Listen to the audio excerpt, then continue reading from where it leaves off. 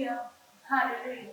मत्ती 6:14 ते 15 वचन. मत्ती 6:14. कारण जर तुम्ही लोकांना त्यांच्या अपराधांची क्षमा केली तर तुमचा स्वर्गीय पिता तुम्हालाही क्षमा करील. वचन 15. परंतु जर तुम्ही लोकांना क्षमा केली नाही तर तुमचा पिताही तुमच्या अपराधांची क्षमा करणार नाही. Hallelujah, hallelujah. वचन काय सांगते पहा, कारण जर तुम्ही लोकांना त्यांच्या अपराधांची क्षमा केली तर तुमचा स्वर्गीय पिता तुम्हालाही क्षमा करेल. परंतु जर तुम्ही लोकांना त्यांच्या अपराधांची क्षमा करणार नाही तर तुमचा स्वर्गीय पिता तुम्हालाही क्षमा करणार नाही. आजचा विषय क्षमा करणे. बायबल आपल्याला काय शिकवते? अगदी प्रभू येशू ख्रिस्ताने शिकवलेले हे वचन आहे की जर तुम्ही एकमेकांना क्षमा केली तर तुमचा स्वर्गीय पिता तुम्हाला क्षमा करेल. परंतु तुम्ही क्षमा केली नाही तर तुम्हालाही तुमच्या पापांची क्षमा होणार नाही. आपण पाहतो की आपल्या जीवनामध्ये आज अनेकांविषयी राग, क्रोध, द्वेष आणि नफरत भरलेले. कदाचित तुमच्या मनामध्ये एक द्वेष असणार, नफरत असणार, तुम्ही एकमेकांना क्षमा करू शकत नसणार. परंतु वचन सांगते जर तुम्ही एकमेकांना क्षमा केली तर तुमचा स्वर्गीय पिता तुम्हालाही क्षमा करेल. म्हणजे जसे की बघा, जसे की इतरांना आपल्याला त्रास दिले, आपल्याला दुःख दिले किंवा आपला अपमान केले किंवा इतर काही गोष्टी असू शकतात, तशाच प्रकारे आपण देवपित्यालाही दुःख दिलेले आहे. आपण देवपित्यालाही त्रास दिलेले आहे. देवपित्याच्या आज्ञा मोडलेले, पाप करून, वाईट करून परमेश्वर पित्याला दुःखी केलेले. मग परमेश्वर पिता आपल्याला कसं क्षमा करणार? जेव्हा आपण इतरांना क्षमा करणार तेव्हा देवपिता आपल्याला क्षमा करणार. कारण जर आपण एकमेकांना क्षमा केली नाही तर आपल्याला पण क्षमा होणार नाही. जसे अनेक लोक कदाचित आपले अपराधी असू शकतात तसे आपण पण देवाचे अपराधी आहोत. आणि या जगामध्ये प्रत्येक माणसाने पाप केले, तुम्ही मी, आपण सर्वजण पापी आहोत. आणि प्रत्येक माणसाने परमेश्वर पित्याला, प्रभू येशू पित्याला दुःख दिलेले. मग आपल्याला क्षमा कशी मिळेल? जेव्हा आपण इतरांना क्षमा करणार तेव्हा आपल्याला क्षमा होणार. आपण क्षमा केली नाही तर आपल्या पापांची क्षमा तशीच राहणार. आणि आपल्याला क्षमा न मिळाल्यामुळे मात्र आपण त्या स्वर्गात जाऊ शकत नाही. जर आपल्याला वाटते की आपण केलेल्या चुकांची, अपराधांची, पापांची आपल्याला क्षमा व्हावी तर प्रथम एकमेकांना तुम्ही क्षमा करा. कोणत्याही व्यक्तीविषयी मनात राग ठेवू नका. राग कोणाला येत नाही, सर्वांना तुम्ही नाही. आपण इफिसियन्स पत्रामध्ये 4:26-27 वचनामध्ये आपण वाचतो. वचन सांगते की मात्र तुम्ही रागवा परंतु पाप करू नका. तुम्ही रागात असताना सूर्य मावळू नये, सैतानाला वाव देऊ नका. वचन सांगते रागवा. राग येतो नाही असं नाही, तो पण रागात आपण काय करतो? उलट सुलट शब्द बोलतो, मारहाण करतो, तिरस्कार करतो. ही पाप न झाली पाहिजे. रागवा, राग आहे ना, पण रागात पाप करू नका. सूर्य मावळू नये. कोणता सूर्य? आता विचार करा, सकाळी भांडण झाले की संध्याकाळपर्यंत आपण सबमिट करू शकतो असं आहे का? असं समज संध्याकाळी सूर्य मावळणाऱ्याच्या अगोदर. परंतु संध्याकाळी जर भांडण झालं तर किंवा रात्री झालं तर त्याचा अर्थ असा नाही. तो कोणता सूर्य? आपल्या आतमध्ये असलेला सूर्य जो प्रकाश आहे तो मावळू नये. म्हणजे बायबल सांगते जर तू कोणावर रागावलेले किंवा तुझ्या कुटुंबात, तुझ्या नात्यात कोणाही बरोबर तुझं काही थोडा वादविवाद झालाय तर आपण तो समेट घडव. जर तू समेट घडवला नाही तर तुझ्या आतमध्ये जो सूर्यप्रकाश आहे तो मात्र मावळणार. म्हणजे सैतान येऊन तिथे, अंधकार येऊन तिथे बसणार.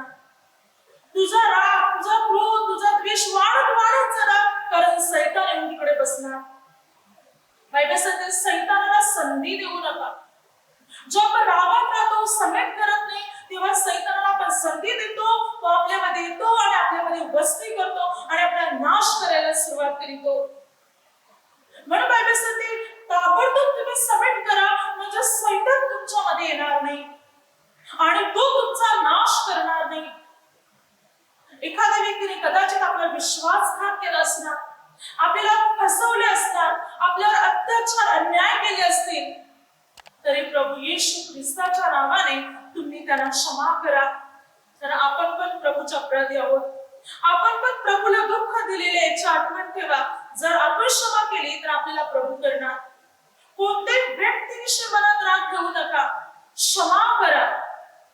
क्षमा केल्याने प्रभूचा अनुग्रह आपल्या जीवनात उतरणार. आणि विचार करा, एखाद्या व्यक्तीविषयी आपण आपल्या शत्रू विरुद्ध आपण आपल्या मनात राग ठेवत आहोत. राग, द्वेष, तिरस्कार, नफरत करून ठेवतो. परंतु आपल्याला काय फायदा होतो त्याच्यात? जळून जळून द्वेष बाळगून आपण आपल्यालाच इजा आणि जखम पोचवतो. डॉक्टर पण सांगतात मनुष्य जास्त विचार मनात धरल्याने आजारी पडतो. आणि आपण मनात काय धरून ठेवतो जास्तीत जास्त? इतरांविषयी नफरत, इतरांविषयी द्वेष, इतरांविषयी तिरस्कार आपण आपल्या मनामध्ये मात्र धरून ठेवतो. अनेकांविषयी आपल्या मनात राग आहे, क्रोध आहे आणि अनेकांविषयी आपल्यामध्ये तिरस्कार भरलेले आहे. आणि म्हणून बायबल सांगते जर आपण क्षमा केली तर प्रभू आपल्याला क्षमा करणार. मनातला राग काढून टाका, तिरस्कार काढून टाका, तुम्ही निरोगी होणार. अनेक वेळा तिरस्कार मनात बाळगल्याने नीट झोप लागणार नाही, नीट अन्न पण जाणार नाही, आपल्या शरीराचे हाडे दुखणार, डोके दुखणार, छाती दुखणार. तर आपण सर्व ते मनात धरून ठेवले म्हणून प्रथम हे सर्व काही तुम्ही आपल्या मनातले काढून टाका. सर्व तिरस्कार, सर्व द्वेष तुम्ही आपल्या मनातून काढून टाका आणि प्रत्येक व्यक्तीला तुम्ही प्रभू येशू ख्रिस्ताच्या नावाने क्षमा करा जसे प्रभूने केले.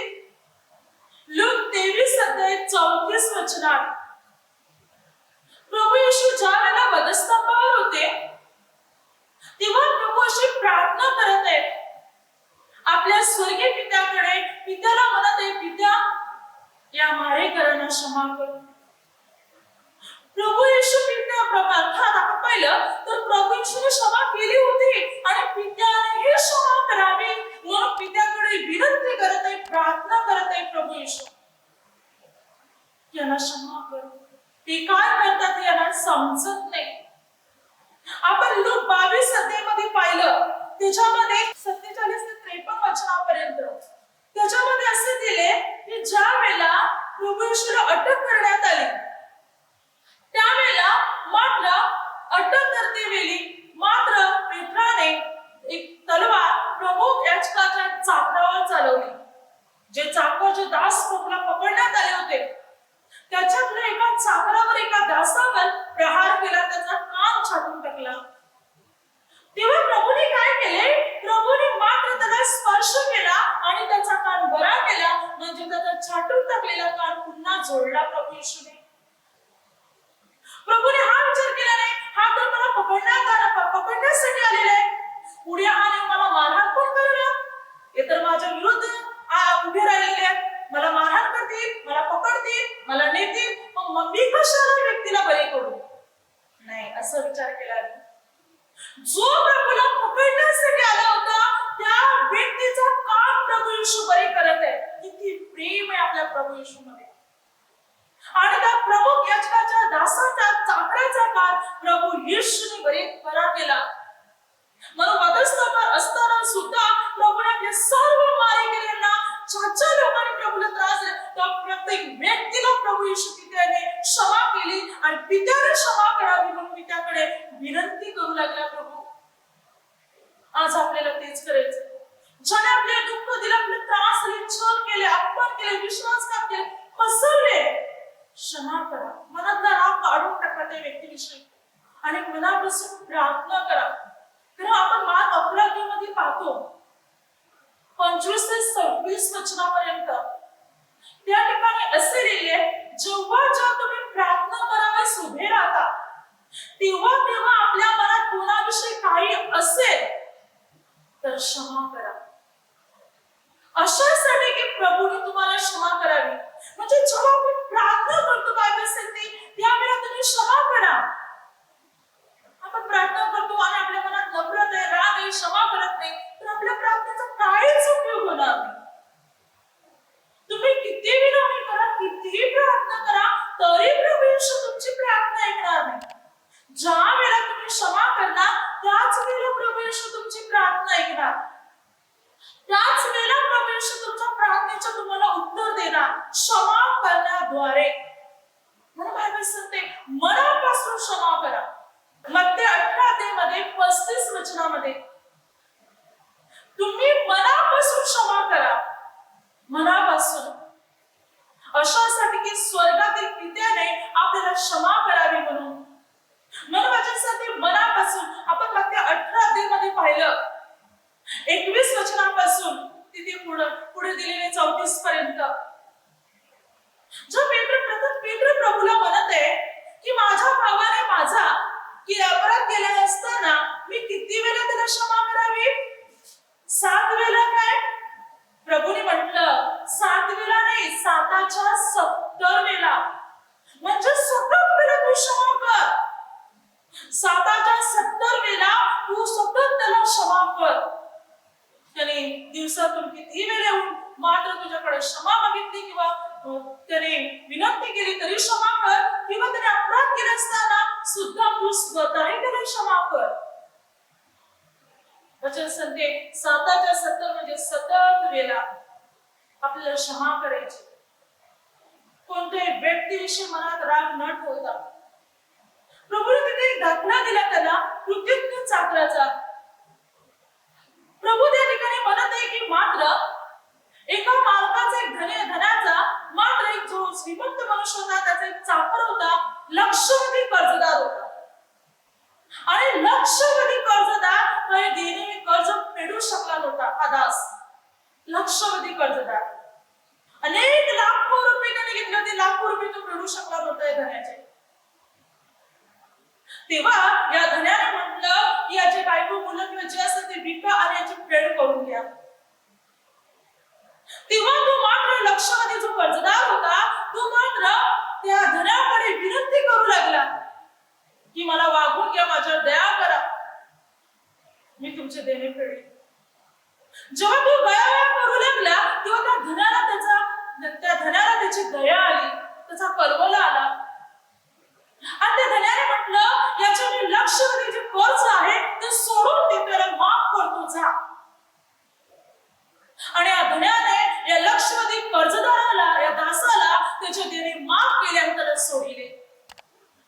आता ज्या लक्षावधी कर्जदाराला ज्या धन्याने माफ केले होते तो लक्षावधी कर्जदार जेव्हा तिथून जात होता तेव्हा या लक्षावधी कर्जदाराचा एक दास त्याला तिथे आढळला. आणि तो दास या लक्षावधी कर्जदाराला 100 रुपये दिले होता. तेव्हा त्या लक्षावधी कर्जदाराने ते आपल्या दासाला म्हटलं की तुझ्याकडे 100 रुपये आहे, मला ते 100 रुपये द्या, 100 रुपये तुम्हाला दे. तेव्हा त्याने म्हटलं मला वागून घ्या, मी तुमची फेड करेन. परंतु नाही, लक्षावधी कर्जदाराला राग आला आणि त्याने त्या दासाला पकडले. आणि मात्र वचन सांगते की मात्र त्या दासाला पकडले, तो त्याच्या ऐकण्यासाठी तयार होता, त्याला पकडले आणि त्याला तुरुंगात टाकले. ही गोष्ट जेव्हा त्या धन्याच्या कानावर गेली तेव्हा त्याने त्या लक्षावधी कर्जदाराला बोलवले, म्हटलं तू गयावया केल्यामुळे मी तुझ्या दया केली नव्हती काय?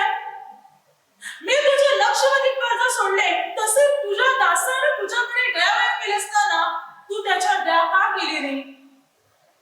मी तुझे कर्ज सोडले होते तसं तूही करायचं होतास ना. मग त्याला राग आला, त्याने म्हटलेला पकडा आणि मात्र या दुष्ट दासाला पकडा आणि मात्र त्याला तुरुंगात टाकायचे सर्व देणे फेडेपर्यंत. आणि वचन सांगते की मात्र त्या लक्षावधी कर्जदाराचं जे माफ झालं होतं ते पुन्हा त्याच्या लादलं गेलं आणि फेडा भोगू लागला. का? कारण त्याने दया केली नाही. धन्याने त्याच्या दयाकृतीचे सर्व चुका सोडून दिल्या होत्या, माफ केल्या होत्या. तसं याने फक्त 100 रुपये होते, फक्त 100 रुपये. त्याने हा विचार केला नाही मला तर लक्षावधी लाखो रुपये सोडलेले आहेत माझ्या धन्याने, मग मी काय फक्त 100 रुपये सोडू नये? आणि न सोडल्यामुळे त्या तुरुंगात हाल अपेष्टा सहन करण्यासाठी तिथे पडला गेला. हा दाखला काय माहिती? तो लक्षावधी कर्जदार आपण आहोत. तो धनी परमेश्वर आहे. ज्या वेळेला आपण परमेश्वर परमेश्वर पिता आपल्याला क्षमा करतो. लाखो कोटी वेळी केलेली पापे आपल्याला क्षमा करतो. गणित अशा चुका तो आपल्याला क्षमा करतो. परंतु आपण काय करतो? एखाद्या व्यक्तीने आपल्याला थोडासा त्रास दिले, दुःख दिले, विश्वासघात केले, फसवले, काही ते आपण क्षमा करायला तयार नसतो. क्षमा न केल्यामुळे आपल्या दंडाने आपली शिक्षा होते. प्रभू म्हणतो, मी तुझे लाखो कोटी वेळी पापे, अगणित अशी पापे मी तुझी क्षमा केले, तर तू पण त्या समोरच्या व्यक्तीला क्षमा कर. सतत क्षमा कर, की ज्याद्वारे आपल्याला दया होणार, अनुग्रह होणार. आज आपल्याला तेच करायचं. क्षमा. कोणत्याही व्यक्तीविषयी राग न ठेवता, क्रोध न बाळगता, द्वेष न बाळगता क्षमा करा. कदाचित आपल्यामध्ये आपल्या आई वडिलांविषयी, भावा बहिणीविषयी, आपला मित्र मैत्रीण नातेवाईक शेजारी, आपला पती, आपली पत्नी, आपली मुलं बाळ, आपली नातवंड, या कोणीही असेल त्या व्यक्तीविषयी कदाचित आपल्यामध्ये नफरत असेल. आपण ज्या ठिकाणी काम करतो त्या व्यक्तीविषयी आपल्यामध्ये नफरत असणार, आपल्या सराविषयी नफरत असणार, अनेकांविषयी नफरत भरलेली असणार. क्षमा करा प्रभू येशू ख्रिस्ताच्या नावाने. प्रभू तुम्हाला अनुग्रह देणार. दावीद बघा कशा प्रकारे क्षमा करीत होता सतत. एकच मन, दावीदाची कोणती चूक नव्हती, फक्त एक मन पडली होती. आपण एक शमूएल मध्ये 18 मध्ये पाहतो, शौलाने हजारो दिले आणि दावीदाने लाखो दिले. एक शमूएल 17 जेव्हा दावीदाने गलात्याचा वध केला, पलिश्तीचा वध केला, आणि त्यामुळे दावीदाविषयी मात्र जास्त अधिक स्तुती होऊ लागली. शौलाला चीड आली, कारण दावीद एक सामान्य होता आणि शौल राजा होता.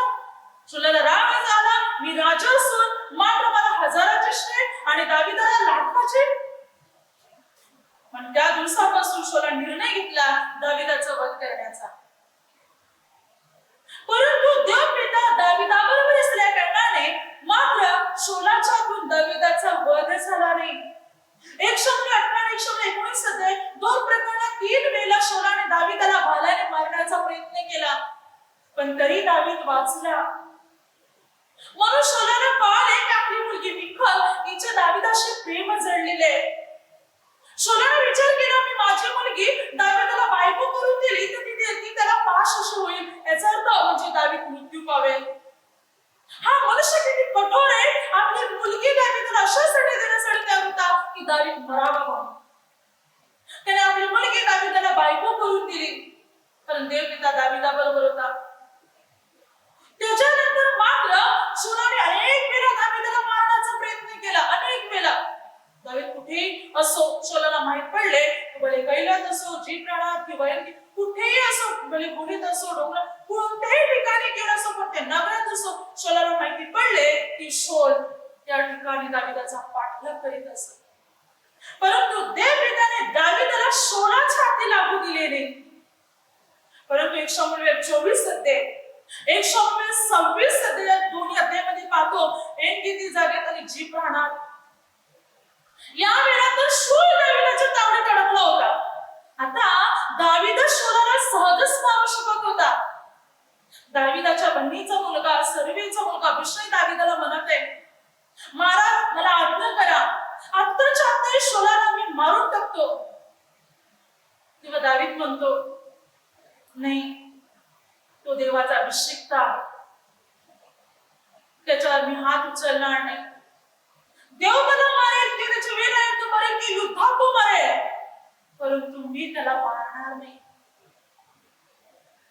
बघा, देवाने शौलाला दावीदाच्या हाती देऊन सुद्धा दावीदाने शौलाचा वध केला नाही. हा शौल निरंतर दावीदाला मारायला सांगत होता, तरी दावीदाने शौलाचा वध केला नाही. तरी दावीदाने शौलाला मारहाण केली नाही.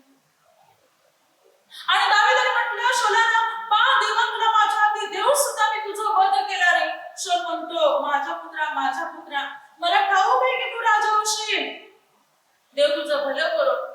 मी तुझ्याशी बुराईने वागलो, पण तू माझ्याशी भलाईने वागलास. शौलाद्वारे दावीदाला आशीर्वाद तर मिळाला, पण शौल दावीदाचा सतत वध करायला पाहत होता. म्हणून दावीद 1 शमूएल 27 अध्यायामध्ये आपण पाहतो की त्या ठिकाणातून दावीदाने विचार केला, एक दिवस मात्र मी शौलाच्या हातून मरणार, तर मी इथून निघून जातो. आणि 27 अध्यायामध्ये पाहतो की मात्र दावीद पलिष्ठांच्या देशात जाऊन राहू लागला. त्यानंतर शौलाने दावीदाचा शोध करण्याचे सोडून दिले. हा शौल सतत दावीदाला मारण्यास पाहत होता, पण शौल दावीदाला मारू शकला नाही. तरी शौलामध्ये दावीदाविषयी नफरत होती. परंतु 1 शमूएल 31 अध्याय जेव्हा शौल आणि शौलाचे तिन्ही पुत्र पलिष्ठांच्या हातून मरण पावले, शौल स्वतः आपल्या तलवारीवर पडून मेला, त्याचे तिन्ही पुत्रही मेले. आणि जेव्हा इस्रायल लोकांचा त्या पलिष्ठांच्या हातून नाश झाला, त्याच्यानंतर 2 शमूएल 1 अध्यायामध्ये 17 ते 27 वचनापर्यंत पाहतो. शौल मरण पावल्यानंतर दावीदाला बातमी कळाल्यानंतर दावीदाने शौलासाठी विलाप, शौल आणि योनातानासाठी विलाप गीत रचले. विलाप गीत, त्याच्यासाठी गाणे रचलेले. बघा, शौल दावीदाला मारावेच म्हणत होता, भले शौल शत्रूच्या म्हणजे पलिष्ठांच्या हातून मेला, तरी दावीदाला शौलाची दया आली. दावीदाने शौलासाठी मात्र विलाप गीत रचले. दावीदात किती प्रेम होते. म्हणजे विचार केला का, मला मारायला पाहत होता ना, आता स्वतः मेला. नाही, उलट ज्या अमालेकी माणसाने मात्र शौल तलवारीवर पडून मरण पावला असताना अद्यापही त्याचा प्राण गेला नव्हता. 2 शमूएल 1 अध्याय. तेव्हा ते अमालेकी जात असताना शौलाने पाहिलं की कोण म्हटलं मी अमालेकी मनुष्य आहे. तेव्हा मात्र त्याने शौलाने म्हटलं की मात्र तलवार घे आणि मला भोसक म्हणजे मला मारून टाक. तेव्हा मात्र ते अमालेकी माणसाने काय केलं, त्याने जाऊन शौलाचा त्या ठिकाणी वध केला आणि शौल त्या ठिकाणी मरण पावला. ही गोष्ट जेव्हा अमालेकी माणसाने दावीदाला ही गोष्ट कळवली, तेव्हा मात्र दावीद त्याच्या संतापला आणि आपल्या दासाला आज्ञा करून त्या अमालेकाचा वध केला. की तू शौलाचा वध का केला म्हणून दावीदाला वाईट वाटलं की तू शौलाचा वध का केला. तू अशा परमेश्वराच्या अभिषेकावर हात उचलला. म्हणजे शौला विषयी दावीदाच्या मनात किती प्रेम होते, किती दया होती. आणि त्या प्रकारे दावीदाने शौलाला क्षमा केली, त्याच्याविषयी मनात नफरत ठेवली नाही. म्हणून देवपित्याने दावीदाचे राज्य युगानुयुग स्थापित केले. त्याला अनुग्रह दिला देवपित्याने दावीदाला. आज आपल्याला तसंच करायचंय, क्षमा. ज्या लोकांनी आपल्याला त्रास दिला, आपल्याला छळ केला, आपल्याला अपमान केले, त्यांना क्षमा करा. प्रभू आपल्याला अनुग्रह देणार. कॉलसीकरस पत्रामध्ये 3 अध्याय 13 वचनात एकमेकांचे सहन करा आणि कोणाविरुद्ध कोणाची गहाण असल्यास आपसा क्षमा करा. प्रभूने जशी तुम्हाला क्षमा केली तशी तुम्ही पण एकमेकांना क्षमा करा. बायबल सांगते एकमेकांचे सहन करा आणि क्षमा करा. तुमच्याकडे गहाणी जरी आली मात्र एकमेकांच्या तरी तुम्ही क्षमा करा. कोणाविषयी मनात नफरत ठेवू नका. इफिसियन्स पत्रामध्ये 4:31-32 सर्व प्रकारचा सत्ता, क्रोध, गलबला, कुडूपणा, अवघ्या दुष्टपणाचा तुम्हापासून दूर करण्यात येऊ. तुम्ही एकमेकांवर उपकार आणि कळवाल व्हा. ख्रिस्ताने जशी तुम्हाला क्षमा केली तशी तुम्ही एकमेकांना क्षमा करा. बायबल काय सांगते, तुमच्या मनामध्ये जो सत्ता, राग, क्रोध, दुष्टपणा, गलबला जे भरलेले आहे सर्व काढून टाका. एकमेकांविषयी जो राग भरले काढून टाका आणि एकमेकांवर उपकार आणि कळवालू बना. एकमेकांवर दया करणारे, प्रेम करणारे, एकमेकांचं दुःख जाणणारे, एकमेकांवर उपकार करणारे तुम्ही बना. जसे प्रभू येशू ख्रिस्ताने आपल्याला क्षमा केली तशी तुम्ही क्षमा करा म्हणून वचन सांगते. कोणत्या व्यक्तीविषयी नफरत ठेवू नका म्हणून वचन आपल्याला शिकवते. क्षमा करा. जर आपण क्षमा करणार तर प्रभू आपल्याला क्षमा करणार. परंतु जर आपण क्षमा करणार नाही तर आपल्यालाही आपल्या अपराधांची, आपल्या चुकांची आणि आपल्या पापांची आपल्याला क्षमा होणार नाही. ज्या ज्या व्यक्तीने आपल्याला दुःख दिले त्याला क्षमा करा. आपण उत्पत्ती 13 अध्यायामध्ये पण पाहतो, अब्रामाची गुराखी, लोटाची गुराख्यांच्यामध्ये भांडण होऊ लागली. अब्राम म्हणतो आपण भाऊबंधापैकी आपले तंटा नको, भांडण नको. तू उजवीकडे जाशील तर मी डावीकडे, तू डावीकडे जाशील तुम्ही उजवीकडे, पण भांडण नको, तर आपण भाऊबंधापैकी आहोत. लोटाने सूर्य प्रांताकडे दृष्टी लावून पाहिले की तिथे पुष्कळ पाणी आणि व्यवस्थित ठिकाण आहे.